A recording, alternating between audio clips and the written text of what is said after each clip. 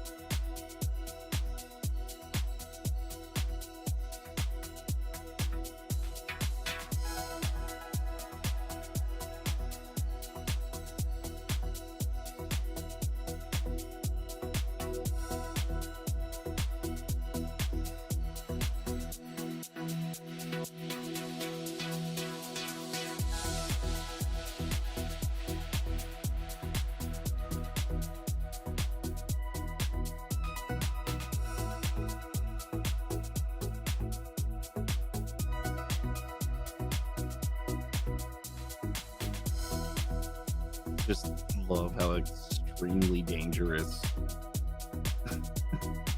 its next door is. I completely forgot. That it's just like, yeah, what is this? Oh, you know, children flying while one of them shooting fucking billiard balls at another. I'm like, you could kill a kid just if that just misses this person's fucking aircraft entirely.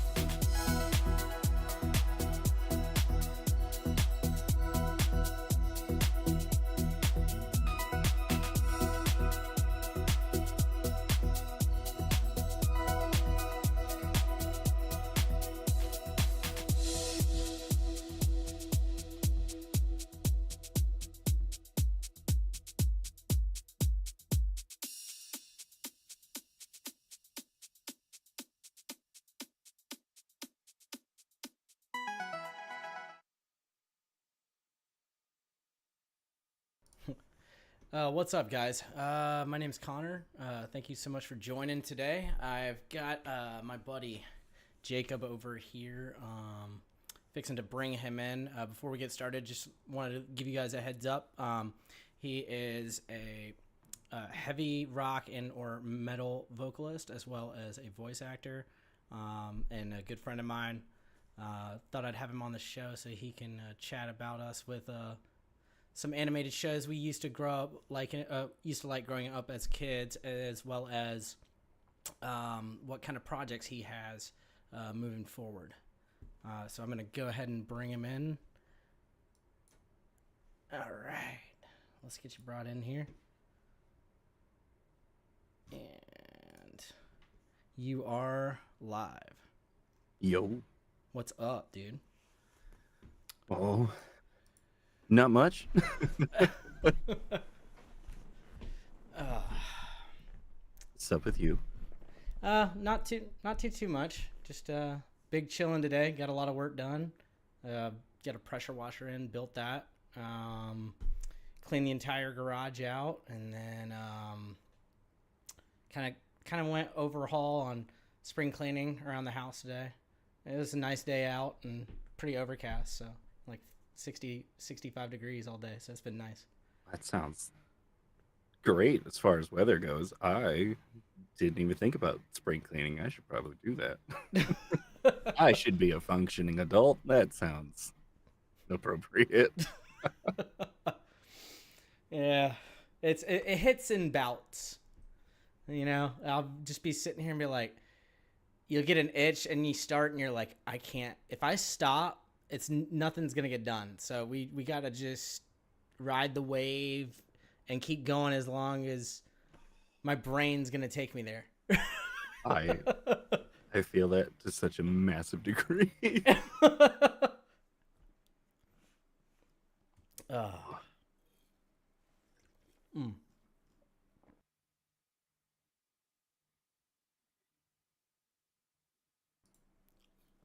Okay.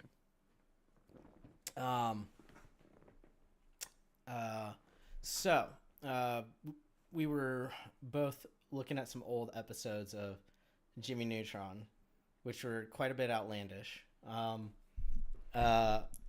One being called Granny Baby, where he turns his grandma into a baby and then has to cart her around and try and keep her away from people at the grocery store because she's talking to everybody.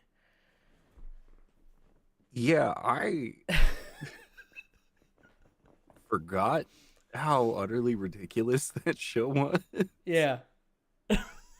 And being smart enough to sit here and question Jimmy's intelligence on a lot of things. Yeah. It's just like, all right, now I want to know how much the math is real. But I also question why you thought it was a good idea. After you magnetized your grandmother the last time, that you think de-aging her would just work out so well. I also want to know how they got her off that bus. I do too. Because nobody seemed to be concerned. They were just, bye, yep, magnetized the bus, it's fine, bye, grandma. It's like, okay. I love how, like, at the end, freaking Carl gets turned into an old man. No qualms about it either. Just everybody has had an issues with something, but he was just fine the entire episode. He's like, yeah, this is cool. Yeah. Where'd all my hair go? Oh my god, dude. It's so outrageous. And I forgot how comic relief they made Sheen out to be in that show. This is just like constant. Just the most hyperactive kid ever. Yeah. Oh, for sure. I remembered he's like, oh yeah, Ultra Lord. I was like, yeah, I remember that. And I was like, oh, you were super obsessed. Why didn't I find this to be a problem as a kid? You were that obsessed over a toy. It kind of it reminded me of I had a couple of kids in my class growing up that were like obsessed with dinosaurs, like to a level that I was like, oh, this is happening. You're like, your whole backpack's decked out in it. You bring them into class, and like, I've never seen something like that. So it translated pretty well for me growing up. You know, I'm trying to think if I knew anybody that was that obsessive. And I don't think I actually did. I don't think I knew anybody that was that obsessive over something. And yet, I don't remember questioning his rabid fandom to any degree. I think I understood it. But I wasn't that obsessive over anything either. No. Well, it may have been over probably like N64 games, but that was kind of understandable because it was like peak excitement for some kind of new threshold of 3D technology that you couldn't get your eyes off of it, and that's all you and your friends would talk about and have pizza parties and play GoldenEye. Oh yeah, I remember that. Oh, gosh. I always also forgot and never realized until actually watching American Dad that the little thing that looks like a camera lens is actually just a gun barrel. I was like, wait, is that what it was? I went back and looked at the actual like trailers for it. I was like, oh, it is a gun barrel. It's not a camera at all. Why did I think this was a camera? Camera where? So like in the older 007 intro. Oh, things, yeah. You can walk across, turn around, and shoot. And it's just a little circle, and like you can kind of see the spiraling. Yeah. Just never questioned that wasn't a camera until American Dad made a joke about it, and I was like, oh. Yeah. I discovered not. it when I went back and played it like probably 5 years ago. I was like, oh, this is a gun. Yeah. I was like it just made more sense. I was like, that's why he turns and shoots. Yeah. Oh. Yeah. That was so innovative for its time too. That was some next level stuff, man. And then that's like where King of the Hill started. Was in GoldenEye. Like they started the entire multiplayer scene. I don't even think that. Well, yeah, you had multiplayer, but I don't think they had introduced King of the Hill. Like even Twisted Metal, I don't think had King of the Hill. I think they had. I think it was just like open deathmatch that she used to play. So yeah, I'm trying to remember because I only remember just going around shooting everybody. I don't. Yeah, me too. I don't think there was anything else beyond that. I think it was all just battle royale, Rumble style stuff. Yeah, that's how most of the games were. And then Call of Duty and all of them just decided to expand upon it to a level to where it's ridiculous. And you hate yourself. You're like, yeah, I'm gonna go hang out with the boys today. Oh, I remember why I'm not playing this right now. I'm terrible at it. Yeah. Why did I install this again? Connectivity with other people. I'm doing just fine.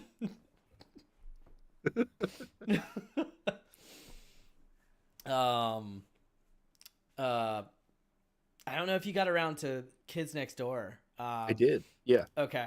So like I found a lot of good messages in that. Like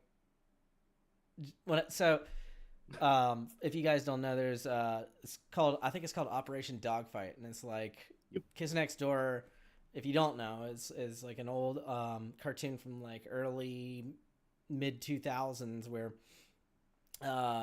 it just revolved around these 5 different kids that had this mega tree house, and they would go on these weird missions, but it was like all quite wholesome and within the scope with a little bit of outlandishness in some respects, but they would make these weird guns that would like do crazy things that you would love to like have happen when you're a kid. Like, and in this one, the kid was building tons of different aircraft. He just goes to his local hobby shop and buys parts to make an entire aircraft for him to fly as like a 8 or 9-year-old around in the skies and dogfighting this one kid who seems like the cool kid and is shooting him out of the sky all the time. But it's like the message of never stop trying. Yeah. It's never stop trying. And if you ever need jet fuel, ask your local hobby store. They probably have it in stock. Yeah. Yes. And don't bring a chili dog in and smack and slap it down on the front desk of the shop. Yeah, because that might just be what sets off the dude to go on a rampage? On a rampage, dropping refrigerators on hot dog stands because he hates chili dogs so much because of children that he's about to commit a heinous crime and probably kill a bunch of people at the same time. Yeah. It's amazing to really watch these things as an adult going like, wow, that's super dangerous. Yeah. And I'm like, how did you think of this? Like, what was the storyboard like going through that day to think, I got an idea. Let's have him drop refrigerators, but make sure that it doesn't kill the people. They back out of the way in time. I have to assume that any of their storyboards must have been amazing.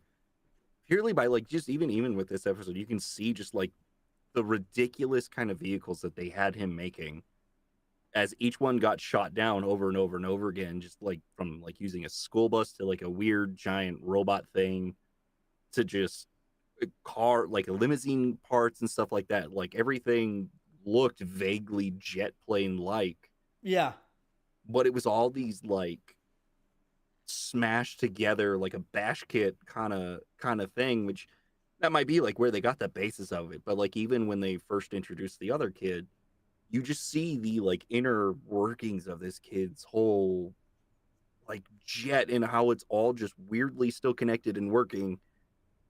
And I'd say quite believable to a point that that's how it would actually function, like especially because he's shooting, billiard balls at at Hoagie here, number 2, and it's just I'm like, 1, super dangerous. 2, I can see this working. Yeah. And I'm more amazed at this point going like, man, how did you guys sit in a room and come up with the ridiculousness that this is and yet make it make just enough sense to like pass some form of believability. Right. To where like I never questioned it as a kid. I thought it was all cool. And even now I didn't question it. I was just like, this is cool. But why does it make sense that this would function this way? Yeah. And they and now that I watched that, I was like, I think, and I haven't watched any other episode, but I was like, from what I recall, it's a lot like that, and like the outlandish, barely passable, but believable enough that it could work, is an element throughout that entire show, to some extent. Oh yeah. I remember one where Nigel, number 1, goes on a fishing trip with his dad. That's like the one I remember the most. And I think they encounter he encounters like one of their arch rivals. Just like, if I recall correct, like they come and attack while they're just sitting there fishing. And he has to like save his dad. And it's just like a whole thing. Almost kind of felt like a fishbowl episode of sorts. Yeah.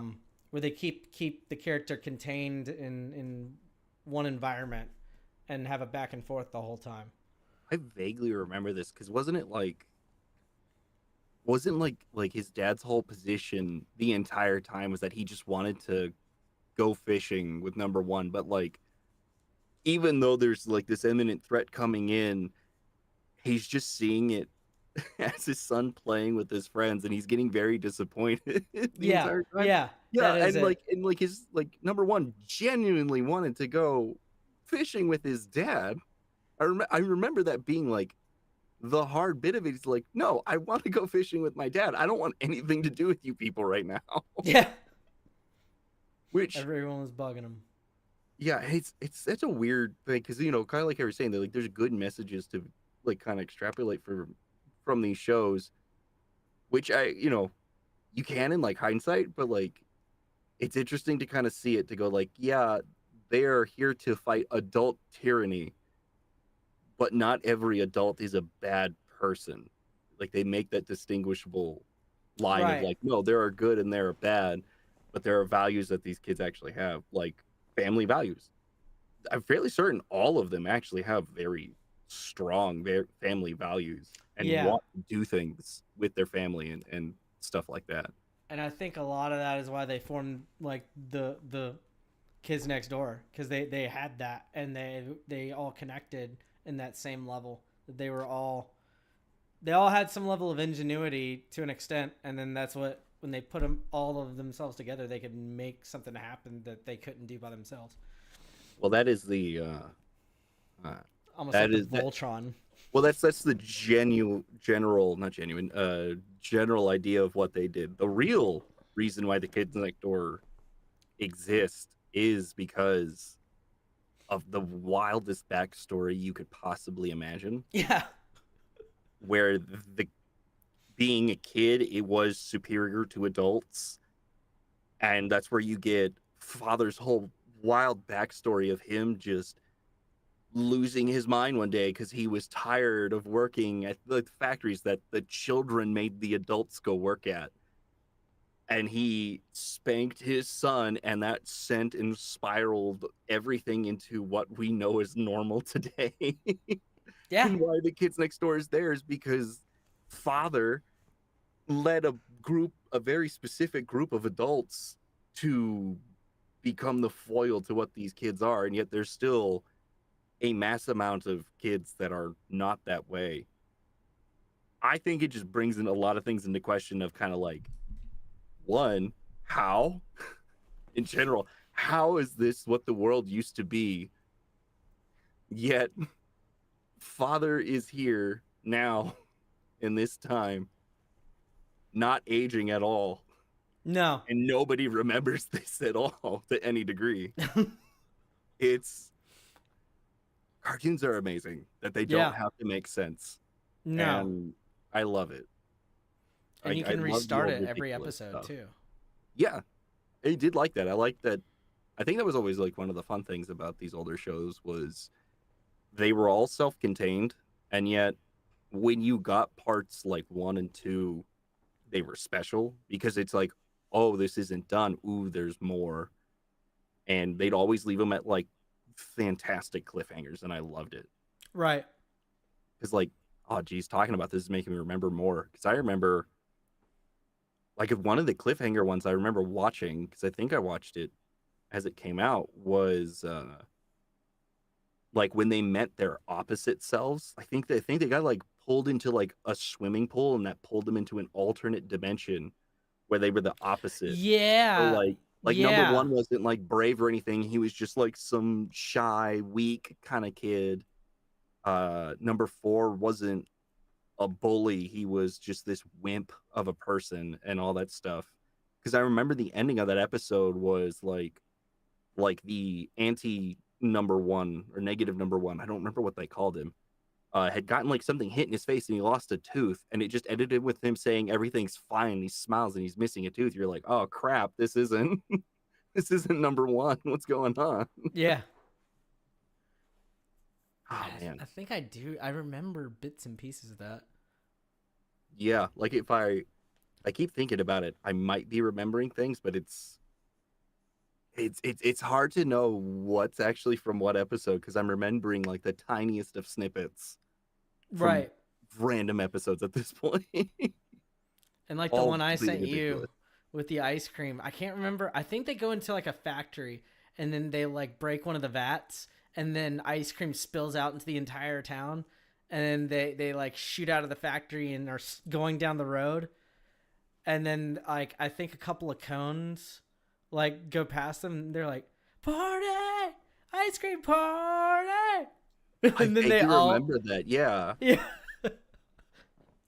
And then they all start clapping, and it becomes like a little chant. It's freaking awesome. Gosh. Oh, that just reminds me that they had so many episodes dedicated to, what they call them, the other group of kids that were like father's kids. Was it the delightful children from down the lane? Down the lane, yes. Where they Yeah. always had like several dedicated episodes to their birthday specifically. Yes. And it was always the same. We need to steal their cake. And it's just like, I get the ridiculousness of this, of like, we're going to eat our cake and you're going to watch us do it. And it's like, but is that it? Yeah. Is that the bad thing? Like, what's going on? And it was like, it was so horrifying how they're extremely nonchalant, very prude and to the point kids. Like, and they talked monotone.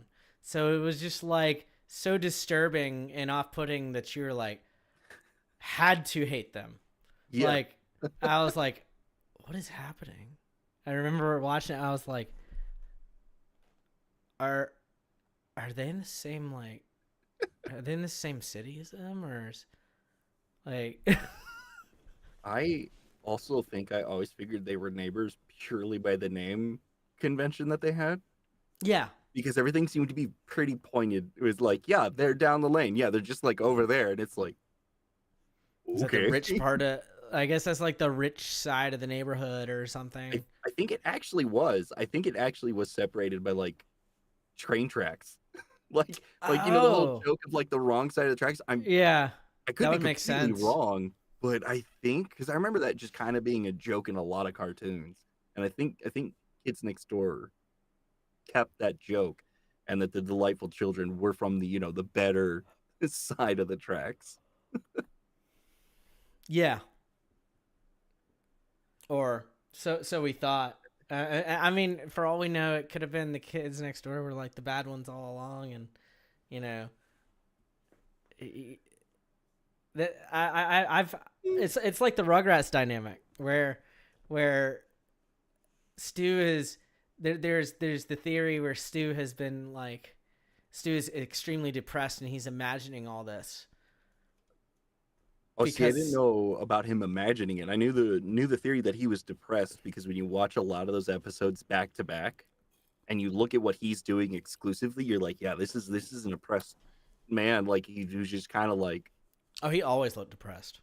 Yeah, well, like there's I think he almost explicitly states it too, because like one of the I actually watched it not that long ago. It was a little compilation of his brother. I don't know why I can't remember his name, but Angelica's dad, just berating him about his job and just not having enough money because he's got so many kids and things like that. Yeah, that's right. And it ends with him like just at like 3 a.m. or something, like making pudding, and you know, his wife comes out going, "What are you doing?" He's like, "Making chocolate pudding." And she's like, "Why?" He's like, "Because my life is out of control and I can't control it." And it's just like yeah, this dude's depressed. Like, this is a man who's just like, what are you doing? Making chocolate pudding, because it's the only thing that makes sense. Everything else is just, I have no control. I've lost control of my life. And it's like, oh, it's just so bad. Yeah. I just writing it home at that point. Yeah, and I don't know. I like the weird theories that came about because of those shows. Like how all of that was actually like in Cynthia's head, because that's one I know, was that it was in Cynthia's head, and that each one was like, yeah, like all of the, or not Cynthia, Angelica. That's what yeah, like it's all in Angelica's head, because like something happened to each of these kids, and she was just imagining all this, kind of like losing her mind, not like as a kid, just not able to cope with what had happened. Yeah, and it was like really dark. I was just like, jeez. Like, do you know that one? No, I don't. So the theory is that Tommy died, and that's why Stu is very depressed, and his mom is very manic. Okay. Is something happened to Tommy and he died? Um, the twins, Phil and Lil, their mom had an abortion, so she didn't know Oh. whether the baby was going to be a boy or a girl. So she created twins. Cynthia, this very messed up looking doll she had, is actually representation of her real mother, where where the mom in the show is her stepmom. Hence the distance and why she's not very caring or loving and treats her almost like you'd think like a step parent would treat a stepchild when they're not Yeah. super close. Uh, Dildo, the youngest one, was real, but Right. she didn't know it because she just assumed at this point that he was part of the whole thing. Yeah. Um, Wow. what's her name? The other girl. Oh, Susie? Susie. Yeah, Susie. Susie was real too, and she knew that all of this was in her head, but she played along with it because she didn't know what else to do, but just kind of like slightly enable her. I forget what happened to Chucky. I think Chucky died as well, but it was weird because like it was also like the cause of why his dad was like very neurotic and things like that. So it's just a bunch of tragedy surrounding her.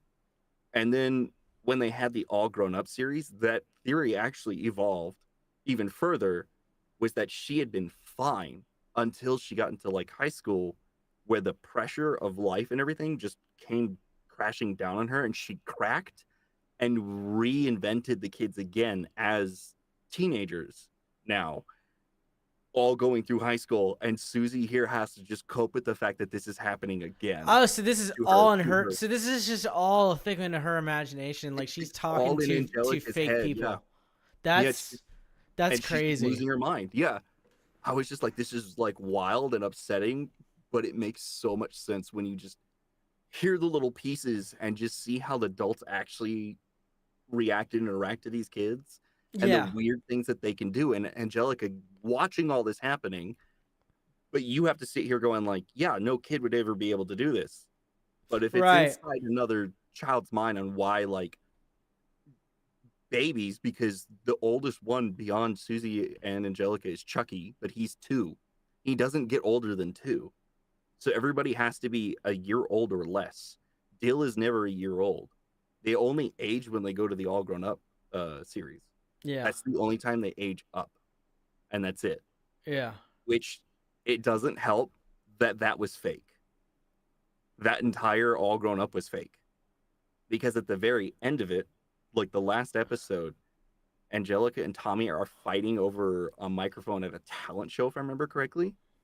And they fall forward almost like off the stage. And what happens is as they fall forward, the scene kind of like changes. And you see them as their younger selves, the baby and like the, you know, like the small younger version of, I don't know how old Angelica was, but just them back to the original, you know, age that they were. So it had all been fake the entire time, and they were just playing all grown up. And that's all that was. Oh my god. Yeah, it doesn't it doesn't dissuade the delusion that this small child had at all. I had no idea about that. Oh yeah, it's one of my favorite fan theories of a show that just, it's so wild, and you just have to sit there going, wow. This is Okay. believable. Yeah, there's so many dark ones because did you ever watch Hey Arnold? Yeah, that one. I know a few about that, and I can believe a good bit. Like her, a couple of those. Yeah, like the mom in Hey Arnold was drunk all the time, and that's why she couldn't go pick her up. That's why she can never drive. Unattentive on why she always had juice. Mhm. She was always drinking juice and had juice. It wasn't juice; it was alcohol. She was a drunk, Yeah. and that's why her life was just so awful. Well, and but you her could sister's tell- was fine. You could tell Helga's dad was like the one that was trying to keep everything together, and you could tell why he could get upset about things because he's having to take care of that in addition to taking care of the kids. Yup. And it's ridiculous, and I find it funny how dark some of these theories are when the show isn't necessarily hinting at it being that way to any degree. Yeah. But I like how plausible a lot of them are. It's just like, yeah, I'd believe that. I'd believe that it's this messed up. Because why not? Yeah. It makes it, I mean, there's valid arguments that can lead you to believe it. One I didn't ever hear anything about that was really good and wholesome and fun was Kim Possible. Mm. And it had like every voice actor we grew up with at least made a guest appearance. I mean, minus like maybe Mark. Mark Hamill probably made an appearance, honestly. And Well, I then don't know. I'd have to look, but I think yeah, I wouldn't doubt it. I can't imagine he didn't. He did some probably super minor villain of some sort, because he would always that would just be his one-off in a lot of shows, even in what was it?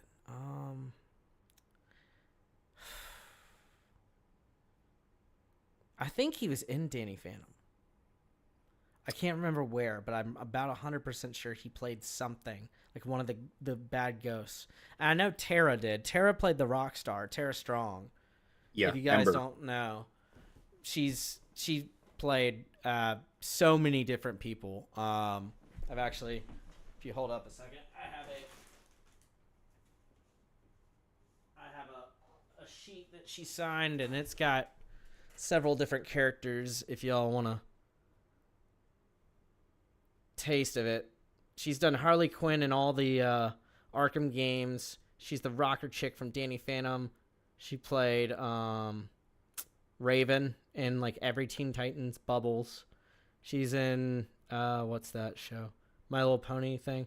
And then she did Batgirl in season 4 of Batman the Animated Series, which is what I made her fan artwork of, and gave her, and then also made this, and she loved it. So, but she couldn't take it on the plane because it was too big. But yeah, she's got Tara's been in any and everything you can imagine, whether you think she has or not. She played. She was Dill from Rugrats. She still is. She still plays Dill. Yeah. She did the voice when she was on the panel. I was like, you could still do that, like spot on, like 30 years later. Your vocal cords haven't done anything to keep you from hitting that high. I mean, if it's consistent enough, like, I mean, for as many years as she's played those characters, I doubt that she couldn't redo those. But even if she, like, I think at the worst, she'd have to hear her own voice do it again, like once, and then go, oh, I know what that is. Because that happens to me a lot when I go, like, oh, what am I doing? I haven't done this in almost a year. What did I sound like? Well, I don't remember doing that at all. And just having to go, all right, let's try. For you, so y'all probably don't know, but Jacob did a character in a YouTube series, and he couldn't do it for a while, and he reached out and said, hey, I thought you could do this. Well, they came to me, and he's got maybe 2 to 3 octave deeper voice than I can go, maybe even 4. But they kept telling me, I need you to go deeper. Like, so you'd have to do a vocal fry, which is when you wake up in the morning and like you're like, oh man, and you're just letting your voice just go, like the grudge of sorts, and then but doing that like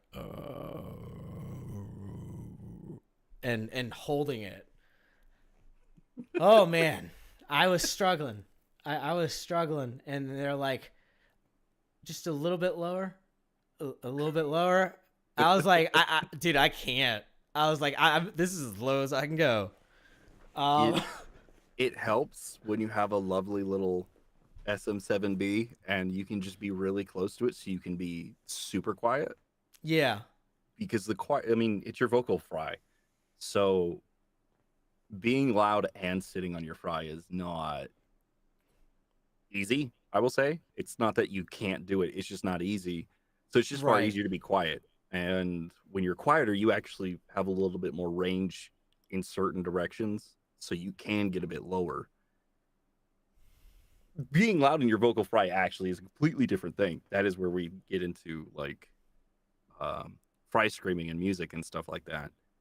But speaking and wanting to sit there as guys, it's just the easiest way to like explain it to another guy is like, if you can sound like you do when you first wake up in the morning, like when you're very tired, you're gonna naturally sit on your fry. That's about where every guy wakes up at. It's very gruff. It's all that, and it's just all right, cool. Let's talk that way. And I actually pulled it up earlier today to like watch just a little bit of it and go like, I don't have context for any of the words I said. Let me get some. And like, it's not like they give me the whole script. I just don't always read it all because it's like I need to focus on like my lines here, make sure I get them and send them in. So I was re-listening to some of this, going like, "Oh, I remember saying that line. Oh, this was the context. Oh, Whoops. yeah." Going like, "Huh? I don't remember this at all." And just hearing me talk, I was like, "Oh boy," because like because when we were talking about it earlier, it was like, yeah, I remember it being a little Gravelly. And, yeah, and it wasn't just gravelly. They wanted it to sound like I think I remember the initial thing she said was that she wanted it to sound almost like I was in pain. And so Yeah. there's more happening. I'm not just on my vocal fry. I'm on my vocal fry and actively like flicking my voice off and stretching it to sound like it's just like talking is a chore. And I hear me doing it. I'm like, oh yeah, this is me like really, really trying to like stretch out my vocal cords and make them go into weird directions to get this kind of pained fry sound that still sits in a certain way. And like part of me hates it, but it hates it because like my brain goes, there's a problem here, not in like the performance, but like when you hear somebody's voice sounding like that, your brain, at least mine, wants to say there's something wrong with your voice, there's a problem here, and I can't identify what it is. It sounds like you got hurt and your voice shouldn't sound like that normally. Like that's all my brain could hear when I was listening to this, especially as like I was listening to the other VAs talking with my character back and forth. It's like, ooh yeah, it doesn't sound like my character should be talking ever. This Yeah. guy really sounds like he's got to fight to say what he needs to say. And I was like, ooh. Started feeling a little bad for my character, going like, I just thought you were a mercenary who just wanted to like get paid. Now I feel like there's maybe some throat surgery would do you some good, but Yeah. it's a lot of fun. I really like It this is. character. And it's interesting. Like I remember when we were first doing this, the vocal academy stuff, and then we went off to like start doing some of these little. We joined a couple of Discords where they would have these little events, and I had one person pull me in, and I must have auditioned for probably 25 different things, and the one I got, I didn't expect. It was the one where I was just like, okay, I'll just like I'm getting kind of tired, and I'm just gonna pull this out of my butt, and I went off of like a core memory of getting yelled at in gym class, and then just pulled it out, and then I get a message being like, hey, love that. Here's the lines. I was like, what did I do?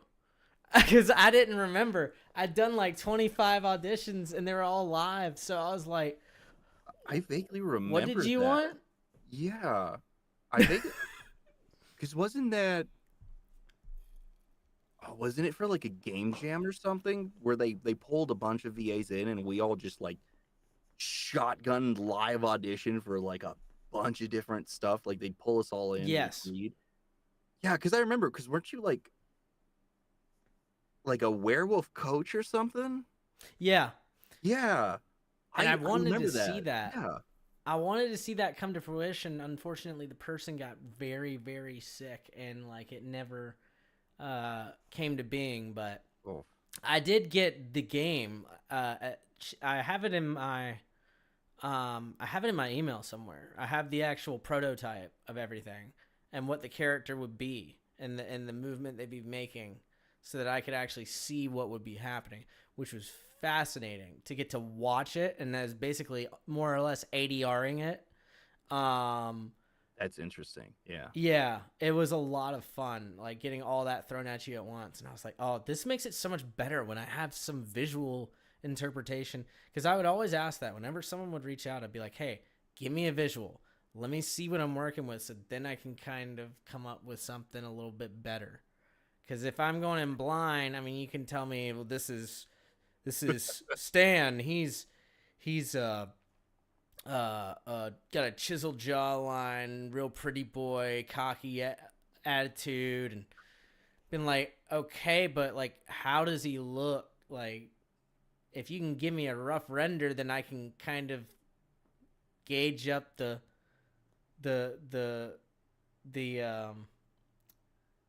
annoying personality. Yeah. And give you something maybe a little bit more than what I would give you up front.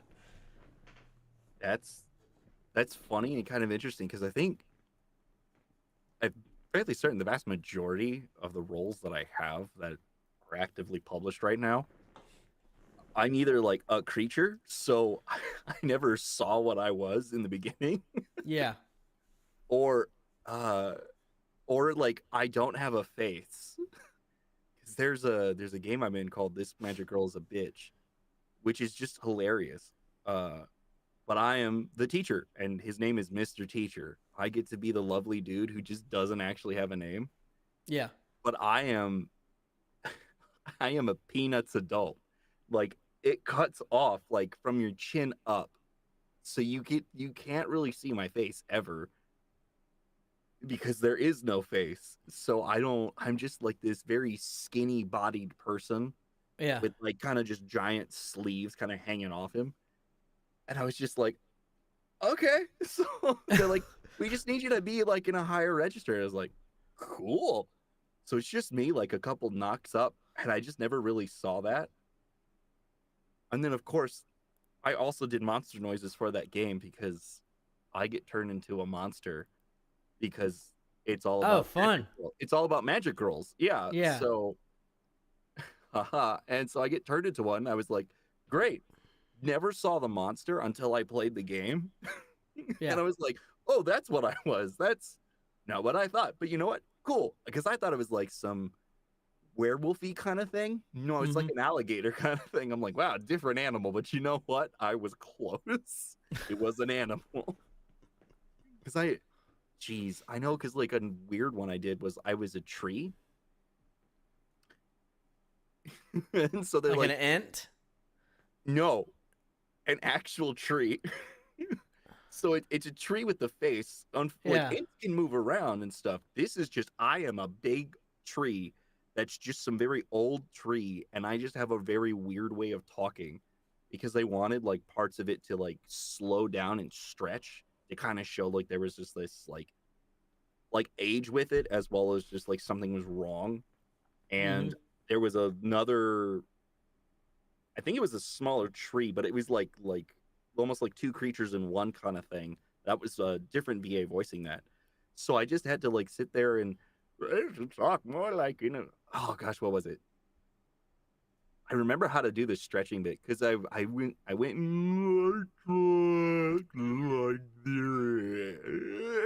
this, and just kept doing that and stretching my voice out. That's over impressive. And over. It's interesting to watch your mouth.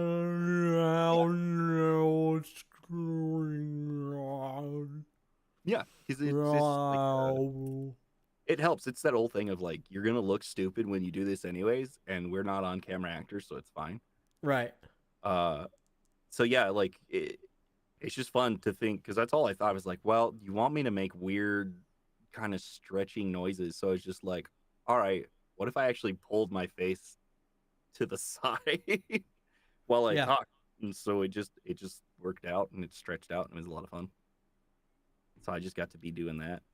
Uh, I did get one job because I did not.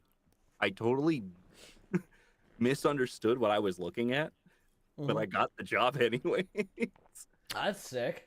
Yeah, so it's for this how do they describe it? I think the core of what they describe it is a dating sim, though I think it's more along the lines of a visual novel Okay. for oh, I'm gonna mess it up because I always want to call it something else entirely. Um oh, if you remember that cartoon, the cartoon on YouTube that's got Bob the Cannibal, and it's all about like like the kids like say spooky time and stuff. It's them dressed up as like a pumpkin, and then I think like a little skeleton running around getting candy, and then there's like bullies and stuff, and eldritch horrors and weirdness to this whole thing. Well, they talked to the people who made that and got permission to make this entire game out of it, based around Bob, the cannibal dude. So it's this whole dating sim involving him. And when I saw the audition for it, I auditioned for a few of them, but one of them was the police chief. And the picture is like more of this dude's head. Because there's no color and it's just a sketch, I swear it was a chicken. Like I was thinking almost like, cartoon, like chicken kind of face because I saw a beak and everything. I was like, sure. So I just did like a little bit of like a foghorn leghorn kind of voice for one of them. Yeah. And just did a bunch of like things in that mind going like, this is just a giant chicken. And they're like, no, that's a mustache. After I got the job, I was like, what? And they're like, yeah, that's a mustache. And they showed me a full picture of him. I was like, I thought he was a chicken. And they were so confused until I pointed it out. And they're like, oh my gosh, we drew a chicken. I was like, well, I mean, but now I'm a police chief because I thought he was a chicken and voiced a chicken. that had to be so much fun. It was. It's just a very deep voiced, over the top kind of voice, like very bombastic. It just really, it's such a ridiculous thing. I just get to be a police chief. I'm just sit here and do this the entire time, and it's ridiculous. And then they got me to play a stoner as well on that, which is actually in the demo. The police chief's not in the demo, but the stoner is. So Hey, man. Yeah, man. So I get to sit here and just ask for some more chicken nuggies and, have the main character help me out of the cop car because I was arrested for, I mean, it was a misunderstanding is all it really was. I just kind of wanted some chicken nuggies, I just got to do Dude. that the entire time. Okay, I have a question about where that comes from because it sounds almost spot on to Harris from Parks and Rec. Oh man, The white dude. It sounds like a more hyper Harris. maybe. Oh gosh, I haven't seen a lot of Parks and Rec, so I can't readily identify their voice. But that one, it's just very hoarse for me. So it's, Yeah. So, gosh, kind of walk through it. If I'm talking here, if I just walk up to about here, and then I pull it back to where it's just very light and airy, and then Yeah. if you think kind of like what a stoner would do, where you go, whoa, That's cool, man. Yeah, man. And so it's just, once you get that, whoa, you put a lot of energy behind it and you just get this really stonered voice. So long as you sound relaxed, it's all good. it's just the energy that you kind of put behind it gives Yeah. you that stoner, in my opinion, because that's what I do. It gives it that stoner vibe. Because at that point, I'll just slow down what I'm saying, which gives it more of that relaxed tone, even though you hear energy behind it. So it just still sounds like a stoner. And it's just kind of how I did it. But Yeah. if I have to explain it, otherwise it's like, I don't know, I did it. I didn't really think about it. I just sometimes I don't guess what I do. I'm just glad that I could do it. Yeah. I get it. Yeah. But it's so fun. Because the last job I did was on another game jam with one of my producers, Niv, who I absolutely love. I'm so glad that they will bring me into so many of their projects because it's always fun, and a lot of them are very like horror-based games, and I love horror-based games. Mm-hmm.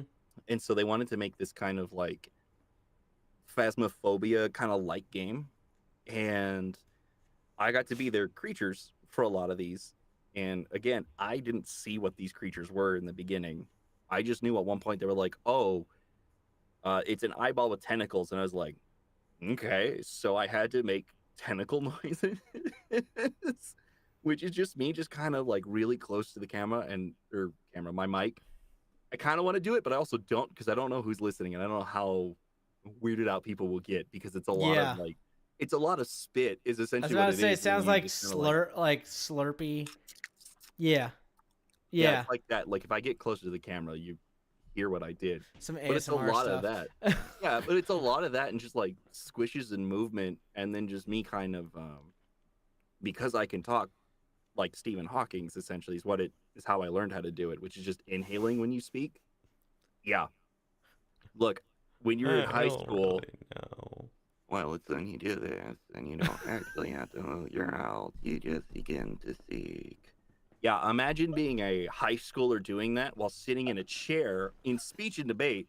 So we're all sitting in chairs, and so we do this, and we just only move a finger. And we just begin to talk like this to you the entire time. I love how you're just sitting there too. Yeah, and to embody it more. that's exactly what we would do. And mind you, this is speech and debate, so we're going to other high schools to compete.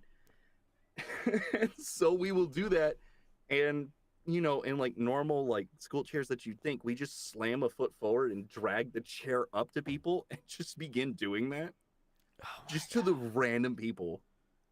And because I learned how to do that, my friend told me, because I asked him how he did it, and he's like, "Oh, you got to learn how to sound like a pterodactyl." I was like, "What?" He's like, and he's like, "Do that." Okay. And so I can't tell you the process on how I learned to do it then. I can walk you through the process now because I have the knowledge because I've done it for so long. But I did that and I learned how to talk like Stephen Hawking's.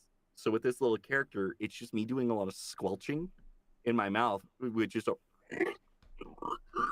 and just pulling in air to make those kind of noises over and over again. And you just have a floating eyeball monster that's just there, which is just a lot of fun. That's why I like being monsters. I can make the weirdest noises. No one's going to question me on it. And people keep hiring me, so I'm doing something right. Oh. So, current projects. What are you looking at doing right now? If you can talk about it. Current projects. Current projects would be the that Minecraft show that we were talking about, where my Fry voice, I got more lines for that. I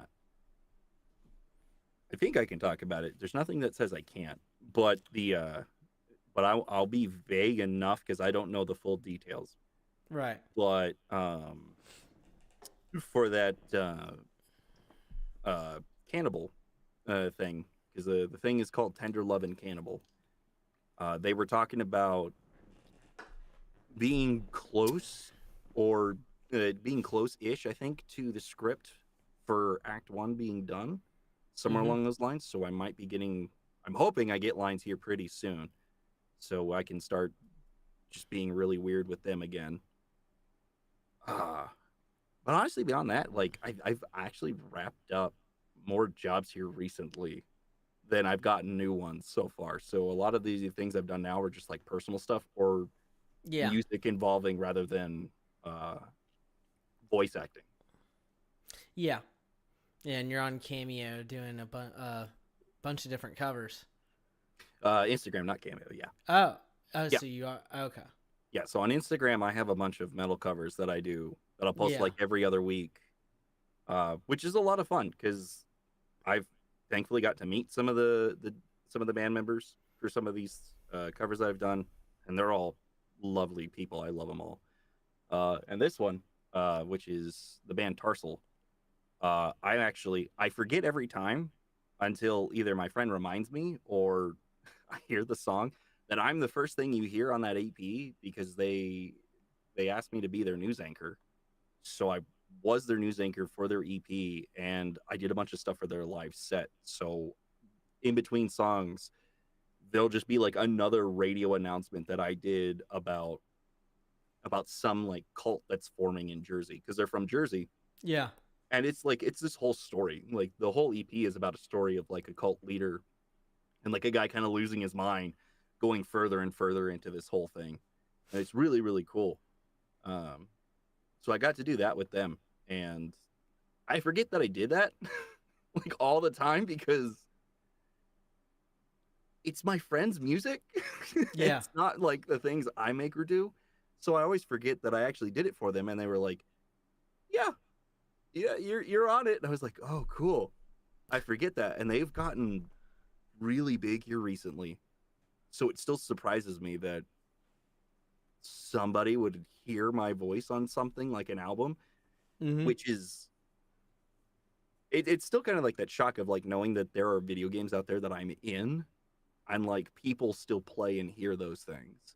Because to me, I don't really think about it at all until it gets brought up and I go, oh yeah, I did do that. Yeah. Neat. So I'm hoping I get to do more stuff. I want to work with them again because like I said, I love them. They're all great guys and it's a lot of fun. But we'll see. I know that they're doing a bunch of stuff and they're playing a bunch of shows right now. And like, I'm hoping I get to hear more new stuff from them here soon. I know, but I don't know things that they're working on. Right. For like, yeah, reasons. But other than that, like like I said, like a lot of things at this point are kind of personal projects that I do. That maybe I'll post somewhere, maybe not. It depends on how much I actually like the production value I put on it. Like on my YouTube, there's a thing I did for I don't even remember what I called it. It was like this one shot like TTRPG kind of thing that I made up to play with a bunch of friends, where it was just like it was a space horror thing, very much like Dead Space and stuff like that, right? Where they were coming onto a ship for like the crew, various reasons coming onto the ship, and they were going to be there. And after they got there, everything, went to hell. Everybody was, dead, and like these eldritch kind of horrifying monsters and stuff everywhere. I know we recorded part of it. If I can ever find it, I might post it. But that was just fun for me as a DM because I didn't have to remember anything I said, because the whole point was it was more psychological horror. So I could just say straight to their faces, I never said that at all. Just watch them stare at me, and I just go, and just, nope, never said that. I don't know what you're talking about. And they just like, this is infuriating. They had fun and they loved it. And I think that's about the only time you could probably look at somebody in the eye and say, I never said those words, or no, no, I said this, and just be lying the entire time, and they're aware of it. But they have to take it as fact that they're all losing their minds in the game. Yeah. And so I made a trailer for it, and I posted that on YouTube, where I got to, which that one was fun for me because I got to learn a bit more about sound design, not just voice acting, but like I got to do sound design. I got to do some production stuff. There are parts That's that fun. I think are rough on it. Yeah. So I want to make more of those. And I have a few that I do because I am doing another thing with same group of people. It's another game. So I might end up putting that one out too. It's completely different. We'll see. Beyond that, it's me slowly learning how to write music. And That's fun. Yeah, it's a lot of fun. I have learned that I hate the guitar entirely. because it is, Playing it? yeah, it's the one instrument that doesn't make sense to my brain. Like I can sit here and go like, yeah, I understand how to make all of these instruments make the sounds that I want. I know how to slam it together. Then I look at the guitar and I go, why does this sound wrong? And my friend has walked me through so much going like, oh, this is what you're doing wrong. You need to learn how to do this. It's just the slow evolution of how much I hate the guitar. And he just laughs at me every single time Yeah. I attempt to do this. And he's just like, yup, that sounds about right. That sounds about how we all feel about the guitar. Yeah, no, I mean, no, I'm not great by any means, but I hate arpeggios. I hate them so much. I hate them to where I'd want to burn the guitar. And there's some I can do. There's like some old Boston songs. For some reason, some of those arpeggios click. But then you've got these wonky ones, and then it starts transitioning between like 10 or 20 arpeggios in a song, and I'm like, what sadistic butthole wrote this? Like, why would you do this to me? I just want to play your song. I didn't ask you to freaking write me an opera.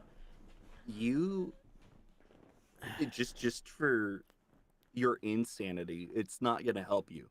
You should go look up how the band Humanity's Last Breath, how they write their songs. Because they are fall, which it's metal. It's very low and heavy and groovy, but it's very synth forward. So there's a lot of synths in it. And their Buster, who is their bassist, no, one of the guitarists, that's what it is. If you look at like his dog, because he's got like a bunch of like videos on like how he wrote their stuff, because they have a few different bands that they're all in. Yeah. And looking at his DAW for this, it is just a mess of crap. Because there are times where he detunes the guitar down 12 for just sections. It's not the whole song. It's just a section of the song. Yeah. And you just, why? Because it sounds cool in the end. Yeah. But like looking at this, you go, what did you do? It's worse. Yeah, how did I do this? Well, it's worse when you realize he plays his guitar upside down. I say he Hendrixes it. Jimi Hendrix? Kind of, but it's not the opposite hand. It's literally just upside down. So rather than your thickest string being your top, it's now your lowest. He literally plays the guitar flipped the other way, and that's why. No clue why Never he does heard it of that way. Yeah, but that also gives it such a very distinct sound, because now, like, because you hit your top string pretty hard, but now imagine that in your top string that you're hitting the hardest is your highest string. Yeah. And so when you hear some of these songs, especially like I'd say listen to it, and still it's one of like a really good one that you'll hear where it's like it opens up with a dun dun with a little tremolo. Yeah. That tremolo is really high, but he's hitting that and doing that tremolo. But because he's got the force of it being the top string, it's got a very unique sound to it. It's ridiculous, but probably so resonates cool. differently with the guitar too. Oh yeah, you gotta listen to them, and then you'll kind of hear what it is, especially considering that you could play the guitar, where I can't, realistically speaking. So you'll hear the weirdness. I get to sit here trying to listen to the weirdness and then figure out what they're doing, ask my friend, have him laugh at me, and then try again. Because I am a vocalist first before anything else.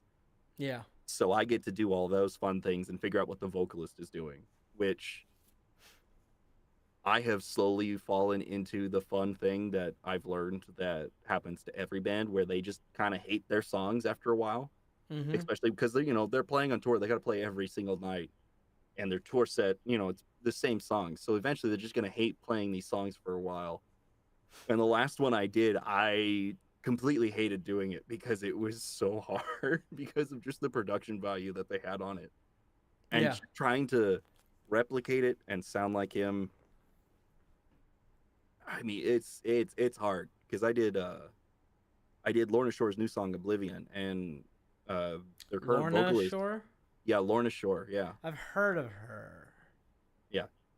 Well, it's a group of guys. It's Or oh gosh, yeah. oh, Well, no, so you're not wrong, but you're also wrong. So like it's a group of guys. It's a metal band. However, the name Lorna Shore, they got their name from their original vocalist, and Lorna Shore is a background character in a Batman comic that was there for like 1 or 2 panels, and that's it. huh? And he named the band after this woman. And so yeah. Interesting. Yeah, and that's been their name the entire time, and it's stuck. But their new song, it's a lot of fun, and I like it. But I got sick and tired of hearing it by the end because I had to listen to these sections over and over and over and hear how he's doing it, which Yeah. it's essentially voice acting at this point, is what it is. Because I'm trying to hear what he's doing and then replicate these sounds Yeah. audibly, and doing it, and it's just the problem becomes where it's like, okay, is this production or is this actually you making this noise? Can I make that noise? Okay, if I can't, what register could I get closer to? How do I sound like this? So like I end up looking at a lot of these, especially when I can't just like immediately do something or I'm not in their tone. I end up looking at it more or less like it's voice acting, because I Yeah. have to, because at that point it is a voice of like, all right, cool, this is going to be in like like a false chords. All right, cool. I got to engage my false chords. I got to be about this low versus like this high. Oh, these are fry chords. Okay, I can only hit this high, so I got to go here. Can I make this noise? Absolutely not. Okay, what can I do instead? I'm going to throw in a bunch of stuff in the background to kind of make it sound like it's closer to that, which is where I will do some cheap tricks and inhale, because I can stretch up really high or really low when I inhale. Whereas exhaling, I kind of have a different limit, but I've got a different limit for a handful of other reasons, because it's hard and it's a lot of practice, and Right. it's the same thing as like, talking, like my voice is different Yeah. from yours. And so there is going to be in general, a difference of what you can sound like from like one artist to another. Just trying to do some of these sounds. Some of these dudes are absolutely ridiculous. I mean, it is amazing. Which is why, to me, like I kind of just look at it like it's just another form of voice acting, really, because that's all it kind of is to me. It's like, all right, we're just gonna make this noise, we're gonna talk with it, and we're gonna do a performance out of it, and we're gonna go from there. And so, whenever I hear somebody making some weird noise, it's like, ooh, how did you do that? What part of your body did you engage to make this noise? And it's the same thing with like a lot of like voice acting and stuff I end up hearing, especially when I hear like very interesting like character voices and stuff, where I go like, all right, cool, is this you? Is this production on it? Like, sometimes I want to pull that apart and go like, this is cool. Like did you play the new Doom game, Doom the Dark Ages? No, I'm waiting for the sale. So I've seen some gameplay. Yeah, so an interesting character is I'm gonna mess up how to say his name. Prince Azric? It's probably not right to any degree. But the Demon Prince, our main villain here, right? Yeah. It's this very like, it's what you think he would have. It's just very calm, kind of like superior, regal kind of thing, but it's double layered, right? So you've got like 2 different voices essentially going.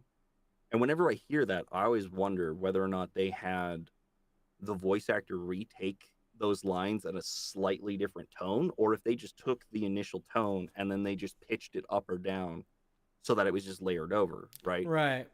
Because when you do like a lot of music, whenever you have something like that, you can't just copy paste it down, because you actually audibly hear that there's something wrong because it's the same thing. Yeah. So I have to retake the entirety of it, even if it's like, a left and a right channel. I have to do a completely different take for both left and right, and hope that I am matching as close as I possibly can. Because it's like the little, and it's like the little things of like where you breathed in one versus the other, versus like a slight inflection here and there. Like you can get pretty dang close, But when you really start listening to it, you're like, oh, I hear the little differences. So whenever I hear that stuff and like less music inclined, but far more voice acting inclined, I always like it, and I always wonder, like, all right, cool.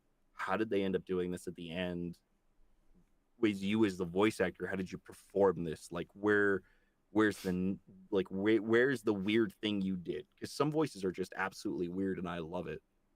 Like, I think one of my favorite ones, which everybody knows, is like how Doom 2016 starts with what was it, like, in the first age, like just in the first age, just that really deep low, and I'm like, cool.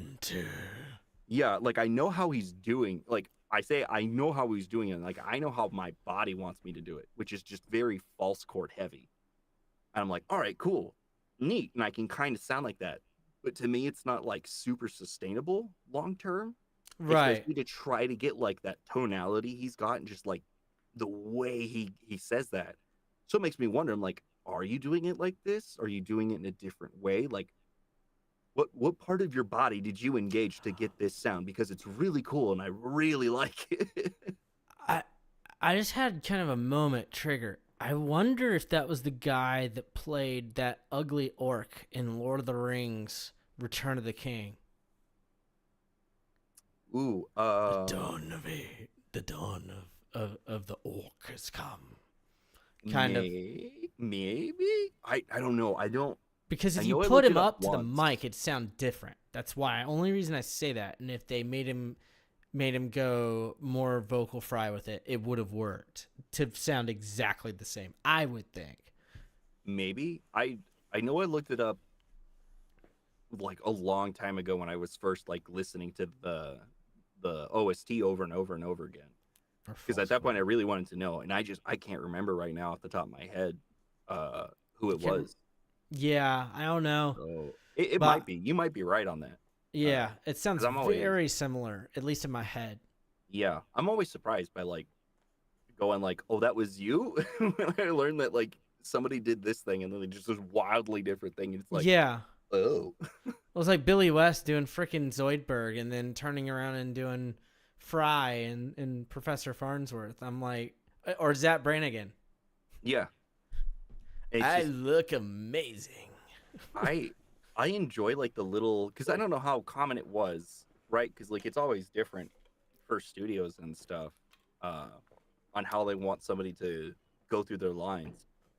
But I remember seeing like little clips of him doing his takes, Mm-hmm. and he would just pop between the characters consistently when they were all in a set. Because I think they did a lot of those like live roundtable with everybody, with all the voice actors there. And he would just go from one character to the next because that was the order, and just no hesitation, no little mess up. He was just smoothly clicking in. Yeah. And it's just amazing to watch that happen and go like, dang, that's two completely different characters, completely in different ranges. But you're so smooth into hitting them correctly with, from my end, like absolutely no mistake I can hear. And it's just amazing to see what like a lot of these seasoned voice actors can really do. Yeah. Just with the years amount of practice and stuff of them constantly doing this work and things. It's amazing. There's a handful I can there's a lot I can distinguish, but there's some, and that was one of them where I was like, oh my God, I didn't know he did all three or all seven, whatever characters that I liked in Futurama were all the same person. And I was like, they were so distinct in range where you couldn't tell. And it was like the construction dude was played by him.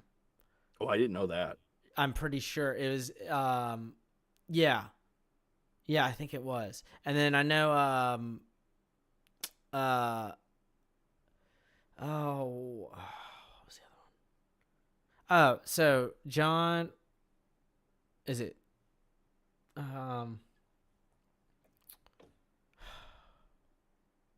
guy who plays Bender. Can't remember his name right now. Joe DiMaggio? Yeah, Is yeah. that how you say his last name? It's either Joe or John. No, it's Joe. It's his last name. I always want to mess up. I always mess up his last name. I can't ever say it correct the first time. Yeah, I think it's DiMaggio. DiMaggio. Yeah, I think it's DiMaggio. Because I know there's a baseball player named. It's either one or the other, Joe or John. Yeah. But that's how I would usually remember him. But Marcus Phoenix in freaking Gears of War, and I had no idea for probably a better part of 6 years, and then I started digging deeper into like the games. I'm like, oh my gosh, it's no wonder I love this character so freaking much, because it's the guy who's been with me since I was probably like 7 years old. Yeah. That's how I felt about Matt Mercer, honestly. Whenever I first, because back when I was in the Navy, I discovered Critical Role through like, oh man, I forget what I'd watched, but there was something that was like a little animated thing of some form of like D&D, and I was like, ooh, I want more of that. And Critical Role ended up popping up, and I was like, oh, I guess I'll listen to this. And I was like, wow, these people sound really familiar. Why? Come find out, oh, these are all voice actors who I've heard through I don't know how much of every media content I've ever consumed in my life. And I was just like, holy crap. And when I heard Matt talk, I was like, well, you're super familiar. Who are you? Come find out he was Leon Kennedy, in Resident Evil. And really, yeah, that's he's why Leon. I know the name.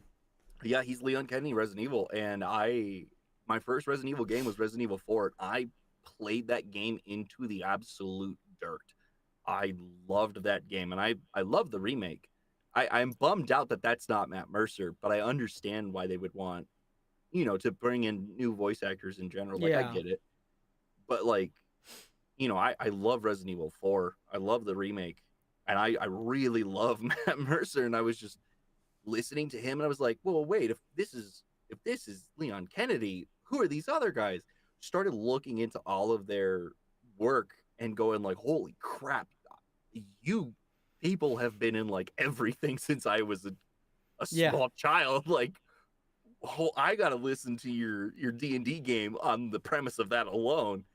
And then just became a fan of it, just loving like that they were just a bunch of nerds, but like hearing the theater nerds come out in them of going like, ooh, but we can perform because that's who they are. And I'm like, this is the kind of bullshit that I like. And I like as much as, some people will give them, especially in the earlier times or even now, and they give them crap of like, it's scripted. I'm like, I don't know. Like, I would say it's about as scripted as any game session is, where like you might have like had a conversation with your DM or one of the other players going like, hey, we should do this in a session and like work it out so that you can actually play through it during the game. I think that's about as scripted as it would get, but like that's normal, right? Like having that discussion is normal. And I don't know. I love it. I love the commitment to the bits that they've got, the fun ways that they get to present their characters. And as a DM, honestly, as a DM who likes RP, like that group, like having a group of people like that is like the dream of having like your players being that invested in RP and like really going for it and full sending it. Like that's always fun. And I'm grateful that the people who I do DM for now are that way. And so I get to have that wonderful little bit of them all acting as their characters and just making a lot of fun choices without there being a lot of breakage or like just weirdness for people who want to be RP focused. It's fun. And so I'm really grateful for the players I have. I love them all to death.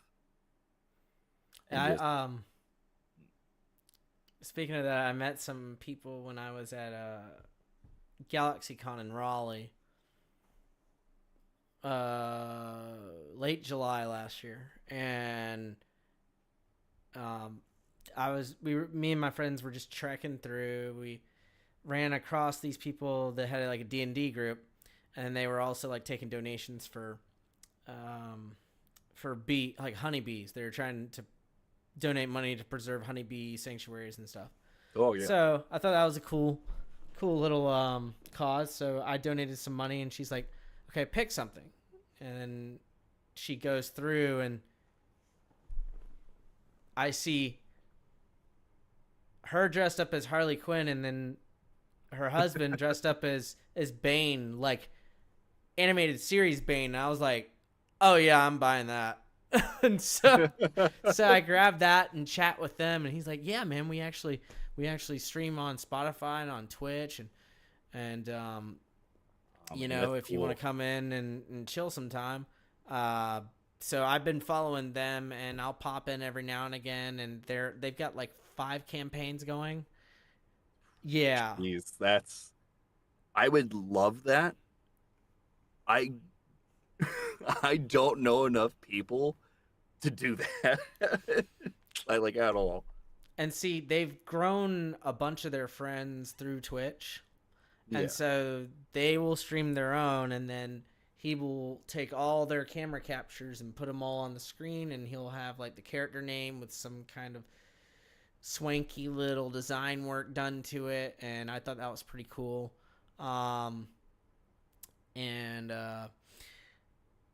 Yeah, that's been pretty fun to watch, and I agree. I also think that is too much going on for 1 week, but it also isn't in 1 week. He's got, I think, 1 that goes on, or 2 that go on weekly, and then the others are like maybe once or twice a month, because that's the only times they can all get together. I'm like, okay, that's fine. Yeah. And the campaign day is like 4 hours.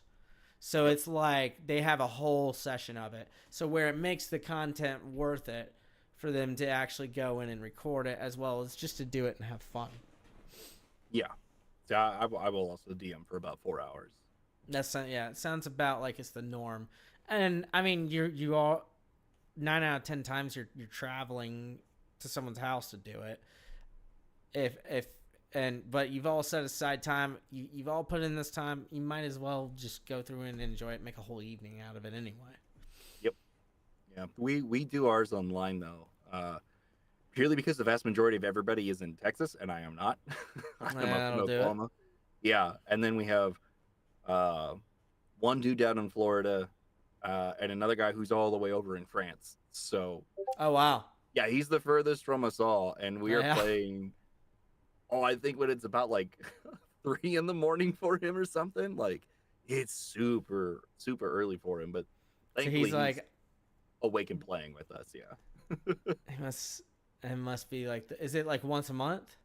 It's bi-weekly, so like every other week. Okay, so 2 days out of the month is not awful to have to be up at that time if he's not night shift already. No, he's not. I think, if I remember correctly, he just graduated college. I forget what for. I think he has a few different degrees, so I'm not sure what this one was for. But I believe he just graduated, and we play ours on Sunday. So like our Sunday, I think it technically be like Monday morning for him. Mm-hmm. But it is, according to him, when he can. So he has the time at least then for that slot to be able to like actually join us and play, which I'm super grateful for, because I actually like him, and I think he's got a very interesting character that he's created, and I kind of want to see what happens with this character as we keep going. Awesome. Yeah, It's a lot of fun. Yeah, I've thought about getting into it at some point. You should. I got a couple of friends that have played before, and one of them has been a DM. And what I thought about is we could do it once a month. Just to have guys' night and just chill and you know, kind of space out from reality for a little bit and just have a little bit of fun.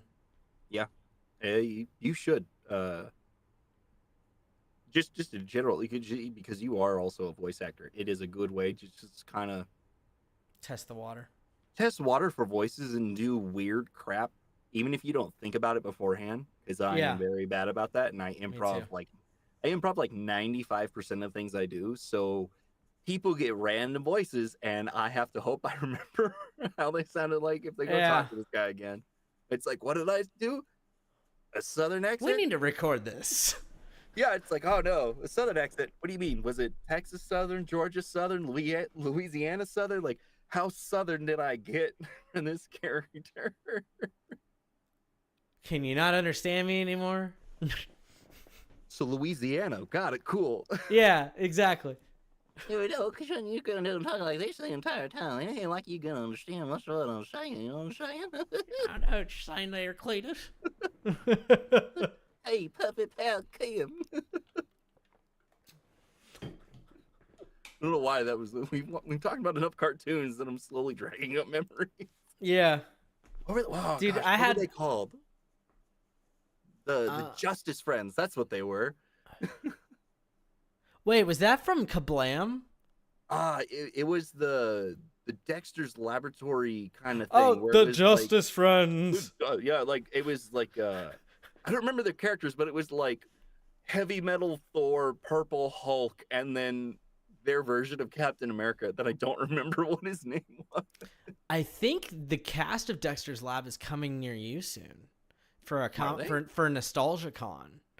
Ooh. So that and it might be this weekend, but I don't know. I saw that come up, and it was Dee Dee, Dexter, and the dad are all going to be there, which I'm like, that's a lot, and it's probably the first time they've been in the same spot in years. It was like when I met Kevin Conroy a couple of years ago. It was the first time him, Adrienne Barbeau, who played Catwoman, John Glover, who played Riddler, Lauren Lester, who played Robin, and then Poison Ivy was played by Diane Pershing. And they were all they said this is the first time we've been in the same room in 18 years. Oh, and I was like, wow, really? It's like y'all haven't all met up since? And they're like, we haven't been able to. I'm like, that's crazy to think about. Like, not once in almost 20 years. But yeah, I do think about that. I think one of the groups that makes me think about that, at least one of the recent groups, is the cast of Baldur's Gate. Mm-hmm. Because they've done stuff together, like they've gotten together and played like D&D with their actual Baldur's Gate characters and stuff. But I know they don't. I know that they're kind of all over. I think a few of them are from the UK. I think if not all of them are from the UK. And that I get in that sense. But if you yeah. all live in the same country and you can't get together once in 20 years, is kind of mind blowing.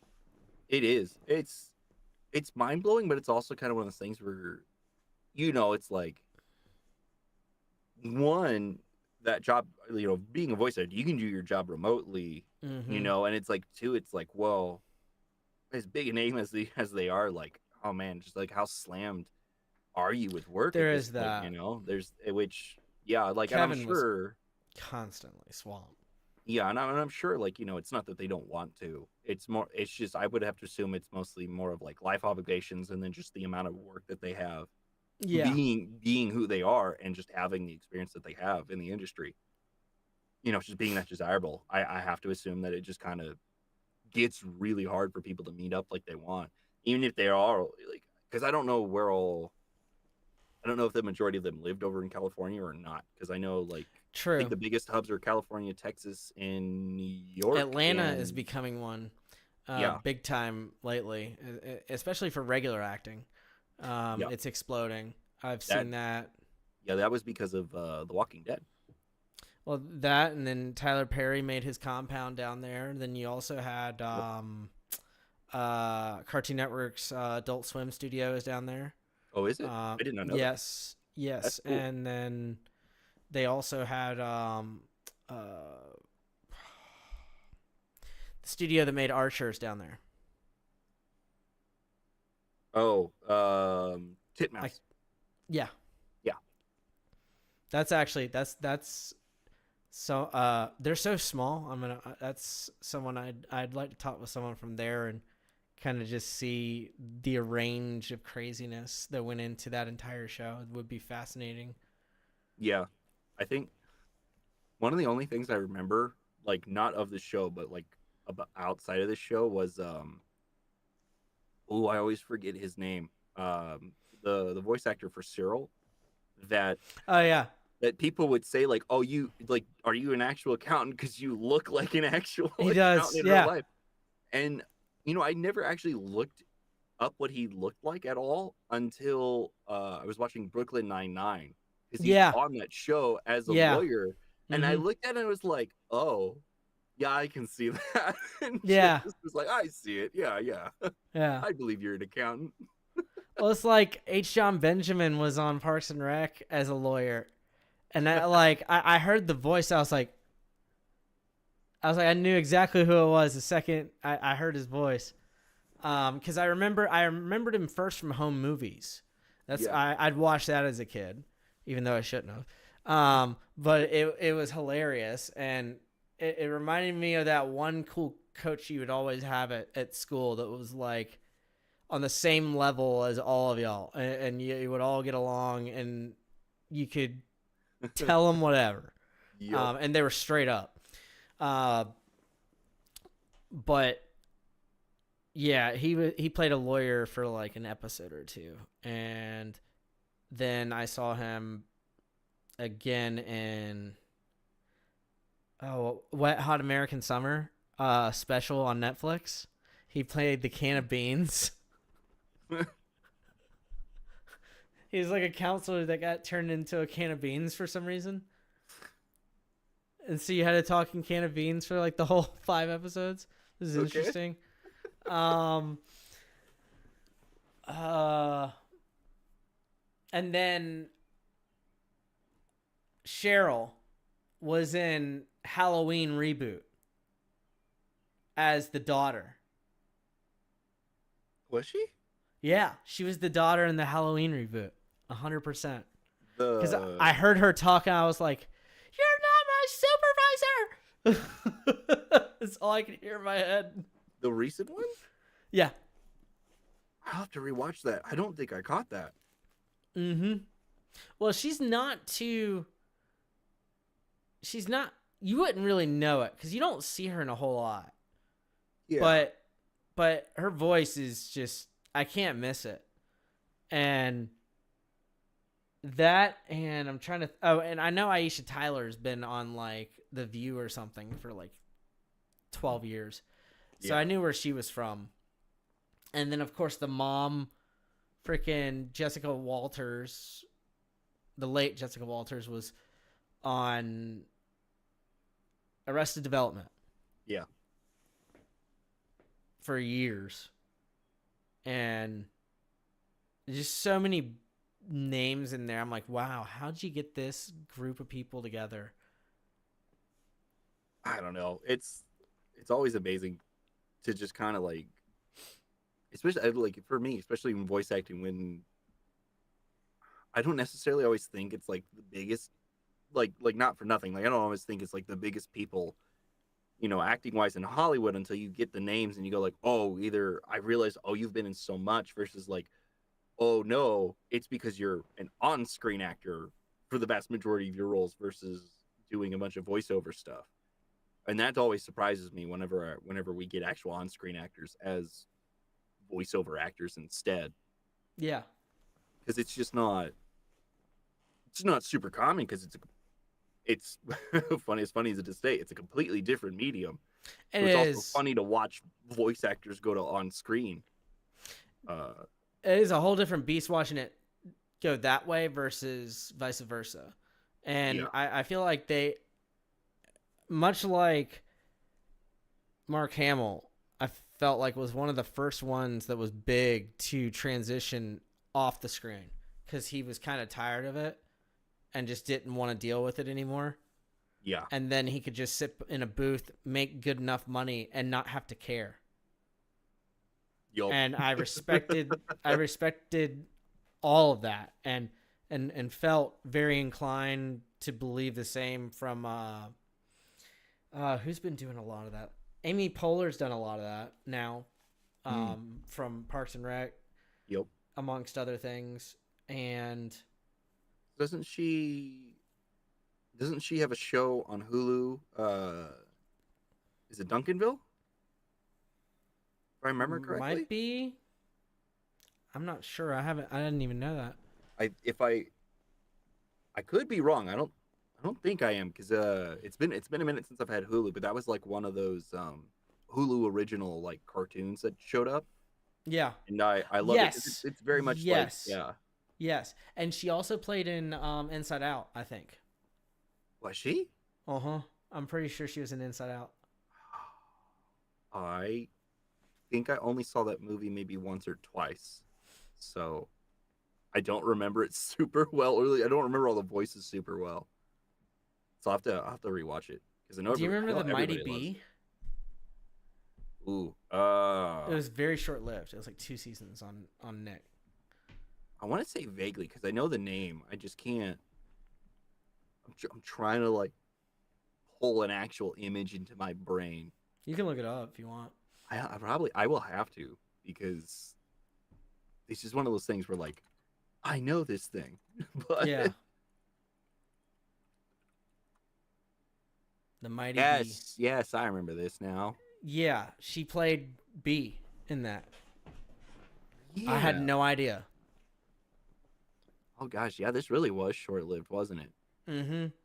It was like Oh. SWAT Cats. It was like maybe 2 seasons. Was SWAT Cats really only 2 seasons? It wasn't even 2. It was like 1.5. I remember seeing so many episodes as a kid, though. Me too. They syndicated the ever-loving crap out of that show. But, Dang. and there was talks like 7 years ago of it coming back. Yeah, I Like, remember they that. were shopping it around. I was like, dude, I will take $5,000 and I will donate it as long as it comes to reality. And Yeah, it 'cause wasn't never that- happened. Wasn't that something that was talked about? Maybe like doing like a Kickstarter kind of thing. They to did get do the one, show back. Yeah. and they reached the goal, and then they shopped it around, and no one would take it. And I'm like, Ooh. dude, you could modernize that, and it would take. You could put it on like Toonami or I wouldn't think- something, and it I don't would think you'd have to- take. I don't think you'd even have to modernize it. Like, I think it's just a really good show. Yeah, Maybe Well- just like I don't know. This is where like I just don't know enough of like why it didn't do well and like it was ahead of its whoever's time, advertised. Yeah, like and just big time. that always baffles me. It's like, no, the show's really good. Like, why did you stop some of these shows? Like oh crap, what's the name of that show? It was on Netflix. It was like a Netflix cartoon about like conspiracy theories, and it was like, Oh, dude, I love that show so Yeah. much. they canceled it because it Inside didn't- Job. Yeah, Inside Job. That's what it is. I loved it, but they canceled it because it didn't get the amount of views that they wanted. Even though it has a massive cult following and everybody loved it, it wasn't enough for them. And so they just split the first season into 2 parts. So that's not even like season 2. That's just season 1, part 2. I didn't know that. Yeah, it sucks That because I was bums me like, out more. yeah, I was so into it, and then because my friend, when I worked at a print shop, he was watching it, and he's like, "Oh, you gotta check this out. You love voice acting." This is before I was trying to do voice acting full time, and he's like, "Oh, you gotta check this out," and I did. I was like, "This is amazing." I watched all of it in one night and came to work the next morning and said, "I watched all of it." He's like, "What?" I was like, "I watched all of it," and he's like, Yeah, "Oh, you must have really liked it." I was like, "I did." yeah, it's amazing. It's I'm so like, well it's- written. It's so stupid. It's just, it's such a good show. I love it. Yeah, and it's like Absolutely it's like a more crude Rick and Morty, except it's like father daughter kind of thing going on. Yeah. Well, I don't even know if it's more crude. It's just like unapologetic. Hey, let's just say the most outlandish shit There's that. because conspiracy theories become outlandish so fast that like we could say whatever we want and it's fine. With just the whole flat Earth thing, the everything's run by lizard people, all this crap. There's a center. There's like a center of the to the Earth. Oh crap! I always want to say this. wrong. Journey to the Center of the Earth. Yeah, Journey to the Center of the Earth. Like that was real, and it's just like, oh, okay. Yeah, It was just absolutely dumb. Building robot presidents, just DNA experiments. Just I my loved God. every second of it. it's such a weird show. I loved it. I still am upset that they Me too. had canceled it. And then they And brought I- on some of these dumber shows. And I was like, why didn't you just stick with what worked, man? Like you come up with a great concept and then you'll release this other show that's like, I'm like, what is this crap? And you can't bring back that, and you wasted money on this. Like, there's a handful of those on Netflix that I found, but like that F is for Family was phenomenal. Oh yeah. But Bill Burr makes anything great. Yeah, and that just, gosh, I really like that because I liked how it was very much just, we're gonna make an actual cartoon about A broken about what it was- family. yeah, about and like what life actually was like then, and just when it gets weird, we're not gonna shy away from like how messed up some of this is, Yeah. and we're just gonna have fun with it. And I was like, yeah, this is just a really dumb, and I love it. I love that show so much. Yeah. They made a handful of good ones. I'm trying to think of another one off the top of my head that I really loved.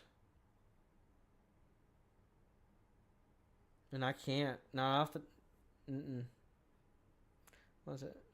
Well, BoJack Horseman was pretty decent. Yeah, Um, I always liked a lot of like some of the weirder shows that Cartoon Network had, right? Foster's Home for especially- Imaginary Friends. Yeah, that one was always fun. Yeah. And then there was crap, what was it? What was the name of it? C Lab 2021. No, it's the one with oh gosh, I don't know why I'm blanking on so much information that my brain's like, no, it's Is this. it the one with the meatball, the shake, and the fry? No. That's Aqua Teen Hunger Force. I remember that. But no, Yeah. it was it's the cartoon where you have the bird and then the raccoon. Oh, Adventure. No. No. It's like Digby. Is it Digby or Rigby? Oh gosh, I'm gonna mess this up.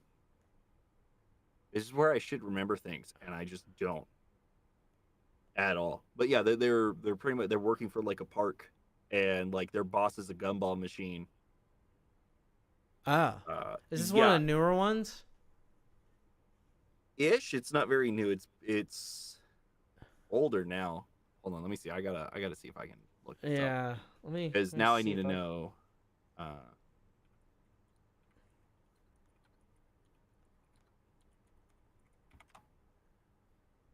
There we go. Yep. Regular regular show. show. Yep. And at the same time, yeah. I always thought this was a really dumb and great show, and I have no idea. I don't think it's real to any degree, but I always like somebody had told me like that this show was meant to be far more of an adult show than it actually was. Yeah. Purely because like the reason everybody looks the way they do was that these guys were supposed to be like high and drunk all the time. And that's part of like why they were so terrible at their jobs. It's because they were inebriated. And Yeah. why everybody looked weird. And I was like, that would have been a really interesting and fun show. And they're like, well, of course you can't Say do that. And I think they said like they said it was that way because like they tried to get it onto Adult Swim. Yeah. And it just didn't take, so they changed a few things, but Cartoon Network would take it.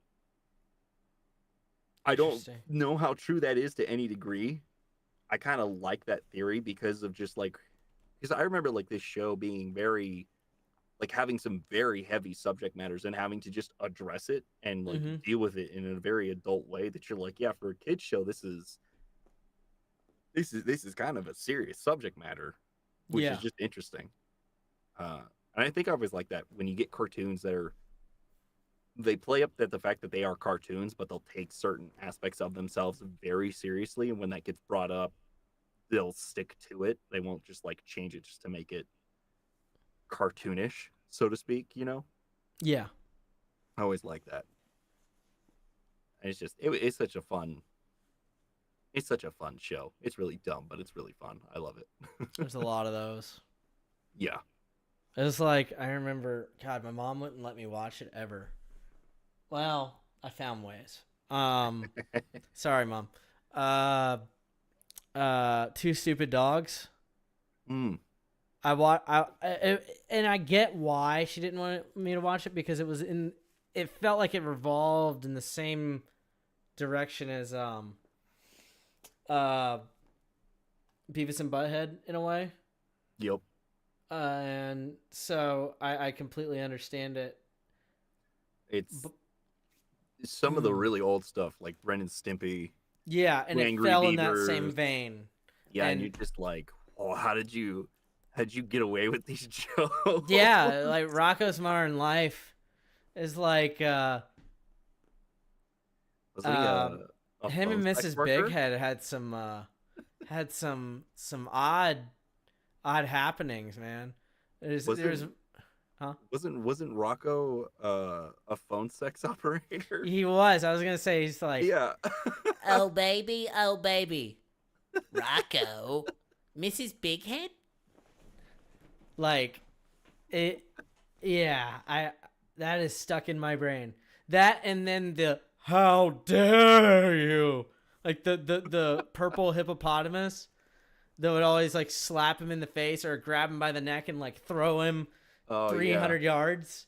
And then I very much vividly remember the plumbing the episode when he's looking for jobs, and it's the same one with that sex operator line where he is a plumber's assistant, and then his pants keep falling down. He's like, "Hey, could you get that? Thanks a lot." And it would just keep slipping over and over, and he'd have to grab his pants and hold them back up. I'm like, golly, dude. The freaking plumber's crack is real. Yeah. And I remember when they would sit too close to the TV, and then like Heifer got sucked into it. Oh yeah. and then Rocco had to press a button, and it opened up like the whole TV case, and he had to walk through and go get Heifer because he was too far gone, and his eyes were like glued to the screen, and you couldn't pull him off of it. Oh my god. Gosh, yeah. Jeez. Yeah, man. And I just enjoy how all over the place cartoons are, honestly. me too. And another great voice actor, Carlos Alrazqui, I think is his.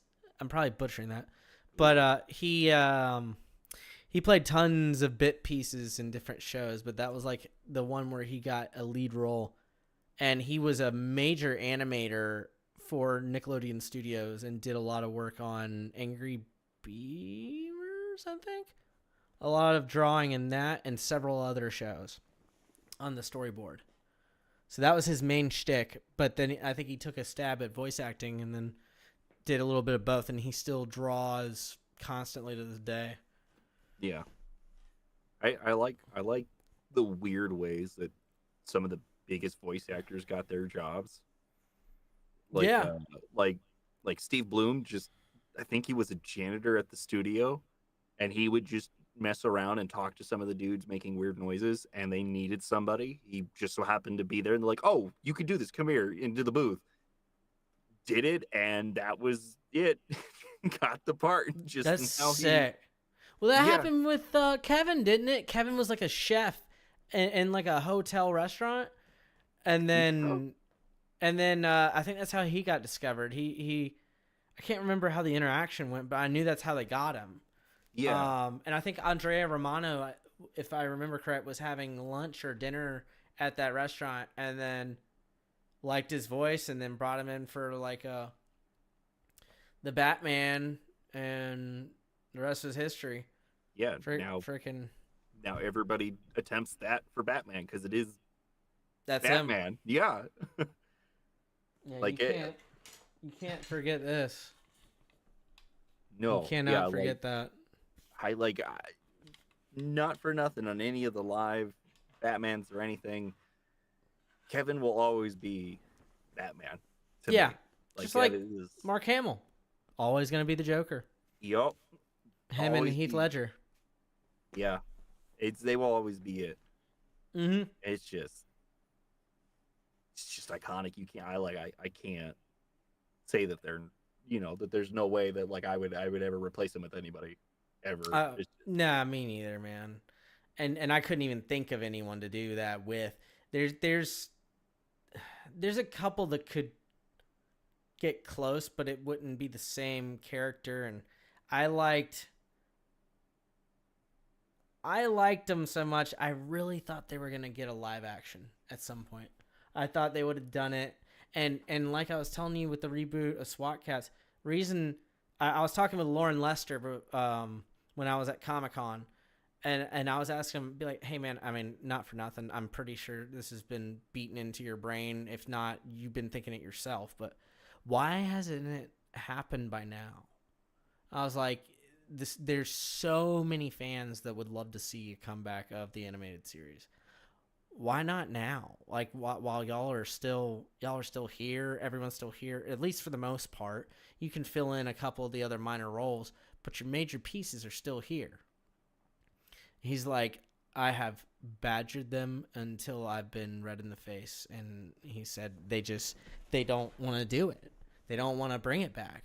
And I was like, of all the things though, I was like, I told him Marvel and DC have the hardest heads of any production business I have ever seen in my life. And when you have something just it's like you just walked into a gold mine and you get to walk out with all the spoils, but you're choosing not to. And I've never understood it. He said that he would love to see it. He said, I want to do it before everyone's gone. And then lo and behold, what happened 3 years later, he went and we lost Kevin. And then, we still have everyone else, but there's no point in doing it now. And Mark already said he's hung it up. So Yep. It's just things like that where SWAT Cats has everybody still here. The main two cat actors are here and they're still acting. And you have one of the major proponents of many of the other voices, and Jim Cummings is still here. So you could still do most of the show, if not all of it. I don't know. It's just some weird thing where I have to assume part of it is,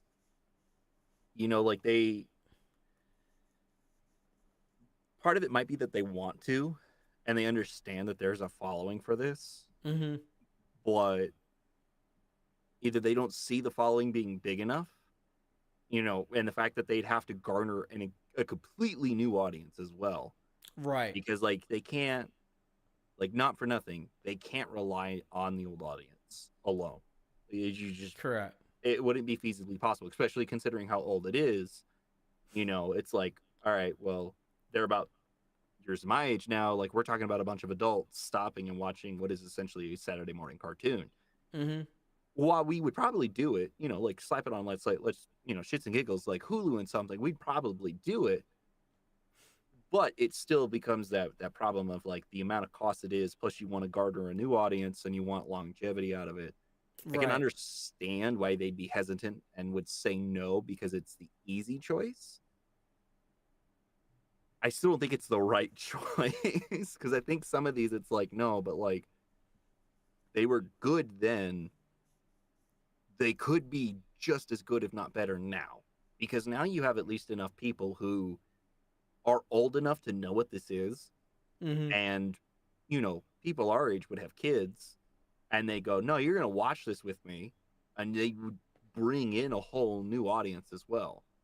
So there's enough there that I think it would be profitable and would be a good reason to redo these. It just gets really weird. I feel like a lot of times it's some really weird answer on why they're saying no.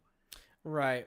And as an audience member, it just doesn't make sense.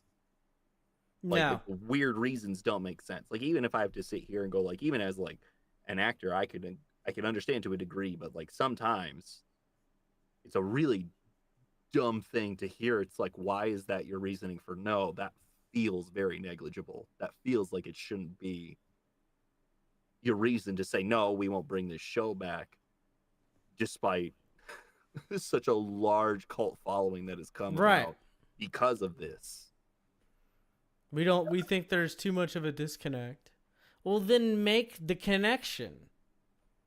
If you want you already got a base. All you need to do is build on it to try and garner more of a new base. And that's where I think that they just don't want to, because they see what's working now, and it's just the safer thing to do Right. now. It's kind of like, like the Avengers and stuff like that, right? Like I can't tell you the last one I think the last one I saw was the second Avengers movie, but I didn't watch it when it came out. Like, I watched it way after. Me too. And I got sick of it.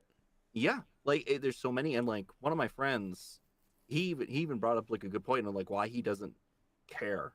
And this was way back when. I think this was back either when the first one came out or when the second one was just coming out.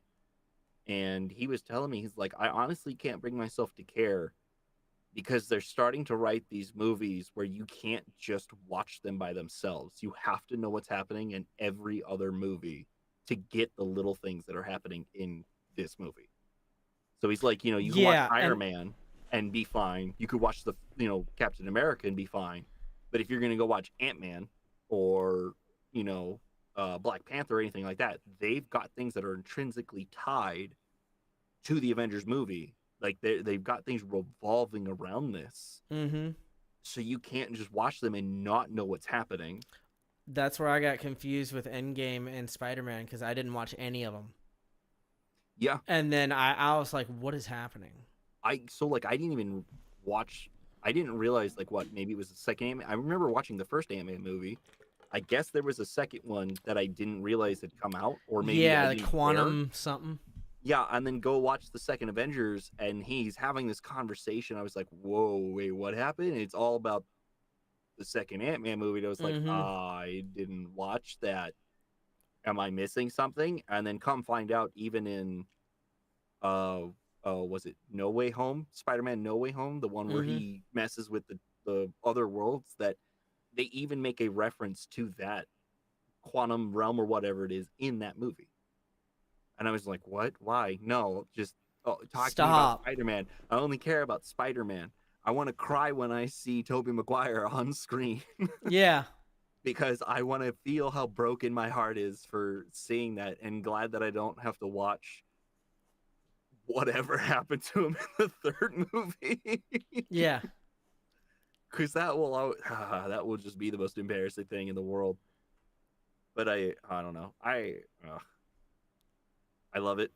I love Tobey Maguire Spider-Man. Oh, we all do. Yeah. And even Andrew Garfield said he loved it. But it's who we grew up on. Yeah. Well, it's all we knew. He will always be special to me. But in my honest opinion, I think Andrew Garfield was the better Spider-Man of the three. Yeah. And he was like, the best at being who Peter Parker was. To a point. Like from the comic, from the source material that I'm assuming they're writing it, because I believe it is specifically titled Amazing Spider-Man. Yes. Which I think some people didn't understand. Right? Yeah. Especially considering the Peter that they're writing, and you're like, yeah, but that is the Amazing Spider-Man Peter.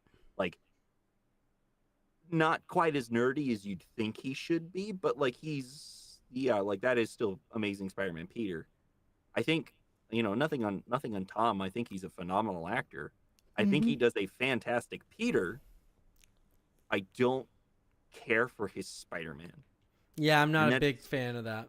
And I think I realized it was for a few reasons, and it didn't really click until No Way Home, was the fact that we had a Spider-Man who did not have the great response, with great power comes great responsibility conversation. He didn't have it. He never had it until the third movie, and I was like, oh, holy crap, that's a long time for you to attempt to be Spider-Man and not have this conversation. That's really weird, considering that's that is the foundation of who Spider-Man is. Like, how'd you make it this long doing this? Because they also presuppose that he's been doing this for a while. Like, that was part of the whole bit of him going to Avengers first, was that he's already been doing this. Yeah. And that's what I assumed. Like, it didn't click in my head that they never wrote in Uncle Ben. He just never existed. in Tom Holland's thing. And I was like, oh, it was such a weird thing. I really want more. I'm not gonna lie. I really want more of Andrew Garfield's Spider-Man. I know we won't. We could still get maybe one more, but I doubt it's gonna happen. I doubt it. I think that was part of the whole bit of what had happened. I think he was contracted for another one. But then, whatever happened with the whole thing, that they broke it apart and then moved on to Tom Holland. I think the No Way Home one was the fulfilling of that third Spider-Man movie. Yeah. Assuming that's how that contract worked out, right? Because I don't know. I don't know if they ever, explicitly put it out on like how it worked out or like what was supposed to happen or anything. Because I remember a lot of what it was when I remember talking about it was a lot of like hearsay here and there of like what was supposed to happen and like, oh, it might have been this, it might have been that. So it's kind of, for me, it's real shaky. I would still love to have more of his Spider-Man. I think it was a great one. I liked what they were attempting and doing. Yeah. I would very much like to see him move into the Peter Parker Spider-Man that we know, especially, the fact that they started with Gwen. Like, that's dramatically different to have Gwen rather than Mary Jane. And I would have loved to watch you have to now pull in Mary Jane after just having to deal with the Gwen stuff, going like, yeah, let's watch this now because this isn't gonna break his fucking heart or nothing. Yeah. Just it would have been great. It would have. Who knows what they'll end up doing at this point. Yeah, it's all up in the air, and honestly, they just not been, in my opinion, it's not really been the best since the original Avengers. And it's shown, and I mean, I kind of expected that myself because you ripped all the writers and then you spread them out, and you did that with the rest of the crew as well. And then you got one great writer on this movie. You got one great camera guy or like, I don't know. But you spread yourself too thin. You did too many projects at one time, and then you diluted the script. And so just you're trying to cash grab too many things at once, whereas if you put a little bit more effort in, then it would be a little bit more respected. Yep. But at that, I think I'm gonna wrap up here. Okay. It was great having you on, man. Yeah, it's great. You being can. here, I was gonna. What was I gonna say? Oh yeah, socials. Yeah. Tell everyone where they can find you, and you can find me on Twitter, Instagram, and YouTube under Jacob Mira VO. Where you'll either hear me say something stupid or make monster noises, because that's essentially what I use them for at this point. It's just a lot of vocal covers, and just Twitter's mostly for announcing roles that I've been on or am going to do or gets put out is what I use it for. So, if you want monster noises, yeah, sure, definitely come check out.